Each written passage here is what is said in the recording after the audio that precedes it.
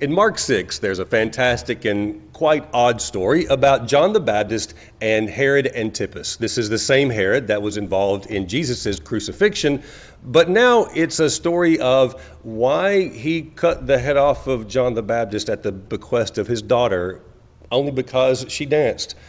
So here's the story. John the Baptist had spouted off and cried out and come out against Herod marrying his brother's ex-wife, Herodias. He didn't like it at all. He thought it was wrong, and so Herod had him arrested because he spoke out so much. So then after that, there was a big dinner. Think of it as a state banquet, maybe a state dinner that we would have in our government. And Herod Antipas had this big bunch of people together. They were probably people from his different ministries and maybe allies and all these folks. And they came and had a dinner. And in the midst of it, his daughter danced. Now, that seems odd, but think of it as maybe a courtly dance, a court-inspired dance, a dance of the educated and all of that. And he was proud of his daughter. And so he said, "I'll give you whatever you want. Thank you for dancing." And she said, "I want John the Baptist's head on a platter." I can imagine Herod thinking I was thinking more along the lines of a new chariot, but nonetheless, that's what she asked for, and he was in a quandary. Now, why didn't he just didn't say, "No, I was thinking about something other than that," is a real question. And the answer is this.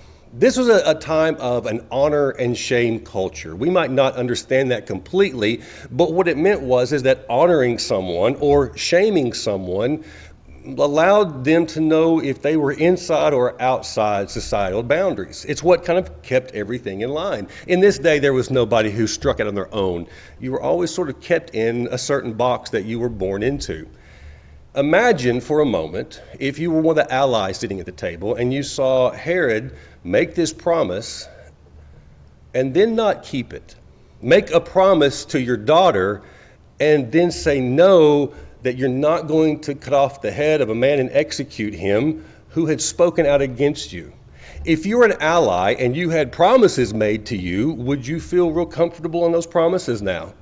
And Herod realized that. He realized they lived in a time of honor and shame, and that shame would be used to get over on him. Maybe they wouldn't trust him. Maybe they would try to overtake him because he was weak, whatever. And so he was stuck. And he took the honorable route of executing his prisoner. Now, it was shameful, is what it was, obviously, but it does ask an interesting question of us. What conventions, what ideas do we have that we would have a very difficult time getting out of because it's sort of our identity? It's how people know us, and if we were to do something else, they might question who we were. What ideas do we have that maybe we thought, maybe that's not right, but I can't give them up because what might people think? It's an interesting question to ask as we live in a time where so many things are in question. And I would encourage us to not be like Herod the Great and do the dishonorable, honorable thing, but do the shameful thing and think it through. God bless. Bye-bye.